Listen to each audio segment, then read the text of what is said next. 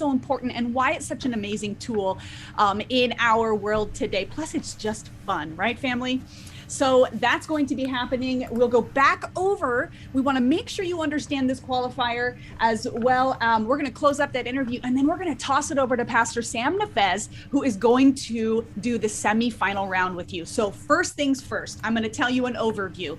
This is happening in 3 parts every time we open up to do a qualifying round. The first thing you're going to want to do is download that game, right? So go ahead, if you haven't already, download the game. Here's the cool thing. You can find it anywhere at any of your app stores. So go over, if you have Apple, if you have Android, whatever you've got, you have an app store. Go over there and find Bible Heroes 2. It's a trivia game. And folks, you're gonna see some links that are popping up in the platforms that you are participating on right now, whether it is the official Seventh-day Adventist Church Facebook page, which we're streaming to right now. We're also streaming to the Heroes Bible Trivia YouTube page.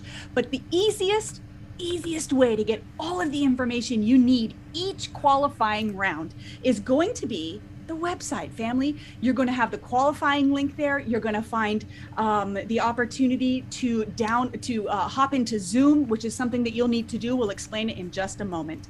So that website is heroesbibletrivia.org. They should be throwing that into the chats as well, making it super easy for you. Click on the tab that says events, and then it'll explain everything you need to do.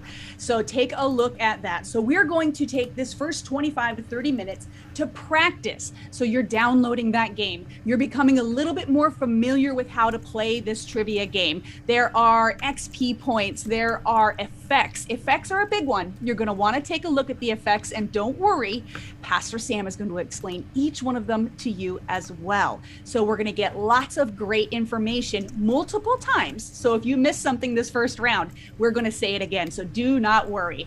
You must be 18 to play in the semifinal round, family. That is one of the stipulations. There's lots of behind the scenes reasons, but we're just going to say you've got to be 18 to play. So we're practicing. And then once we've had this time to practice together, you're playing on your phone in the comfort of your own home or wherever you are, familiarizing yourself with this awesome game, you guys. And then we are going to move over to the qualifier. Now, here's the thing with the qualifier, family. With the qualifier, there's going to be a link that will be sent to you towards the end of this hour, probably at about 40 minutes after.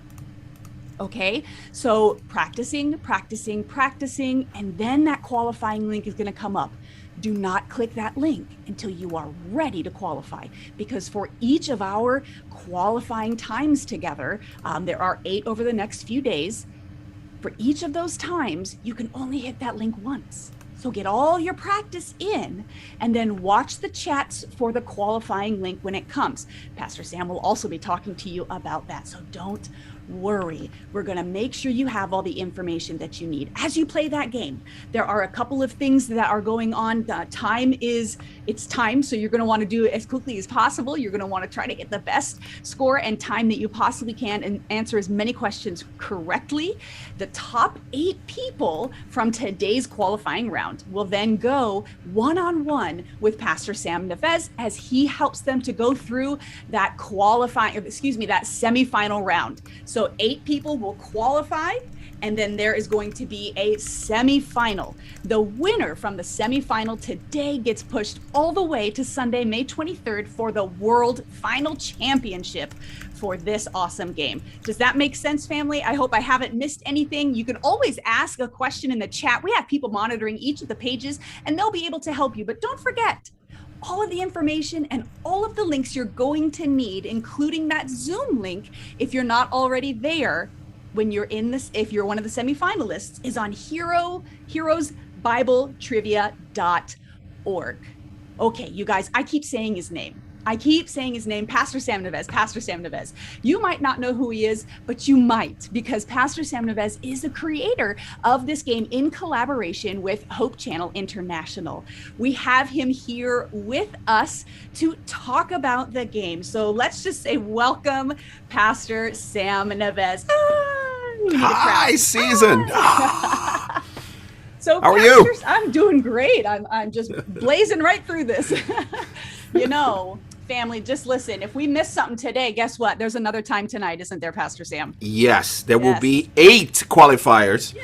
for English. Yes. Spanish, 4 in Spanish, and 4 in Portuguese. And if you speak those languages, you can try all of them. But if you just speak English, you have 8 turns, 8 opportunities for you to qualify. Pastor Sam, I think sometimes when we're talking about playing a game in front of a bunch of other people, myself included, let's just be honest, I was like, I don't think I can play in front of people. And I had so much fun yesterday, Pastor Sam. So this is wonderful. Let's get the official stuff out of the way. You are the Associate Director of Communication for the Global Seventh-day Adventist Church, creator for Bible Heroes 2 in collaboration with Hope Channel International. So Pastor Sam, tell us why this game? Well, we noticed that the new generation seemed to know more about Spider-Man than the Bible heroes. And what they knew about the Bible heroes had gone through the process of a hygienic version of the biblical stories. So, I often mention David and Goliath because that's really when I noticed the problem. That boys, especially young boys, they wanted to be Goliath in play fighting.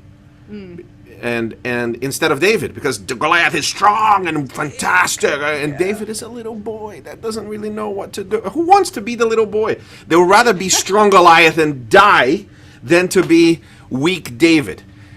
So that's how the game started. Let's create a game that would present these heroes in this visual style of heroes that you have Marvel and DC Comics and so on. So we gathered all the artists we could who could deliver this style, and the team has been working very hard for years. Years. This does not take weeks or months.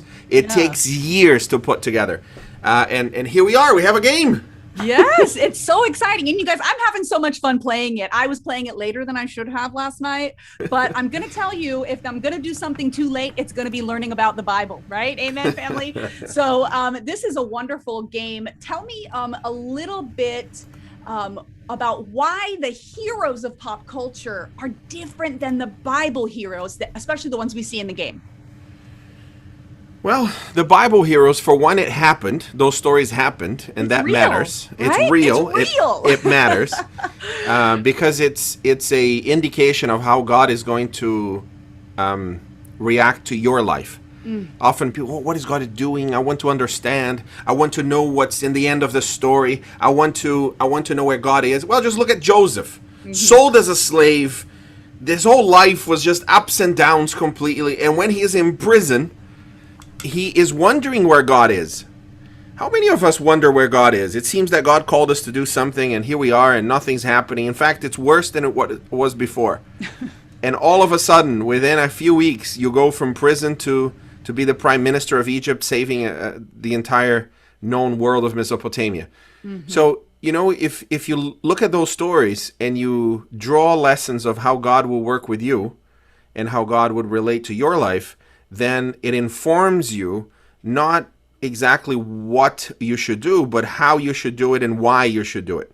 Yes, I like that. I like those that stories because really we are matter. going to go through hard times, but we see how these people became heroes of the Bible because of their connection to Jesus, their connection to God, and his ability to make something beautiful out of those hard times when we're surrendered. Yes? Exactly. And the pressure to perform to perfection, you just need to look at all of these here. The Bible holds no punches.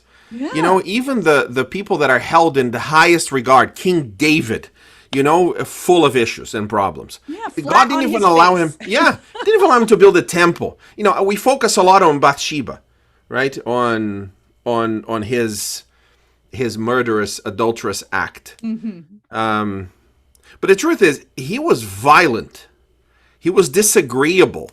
And God used him, but he was willing to be used. He was willing to allow God to transform his heart. And so to those of us that are listening to this and you know how messed up you are, because I know how messed up I am. If we're breathing, Pastor Sam, we're dealing with something, right? And God's grace is still here. And that's the story of every hero.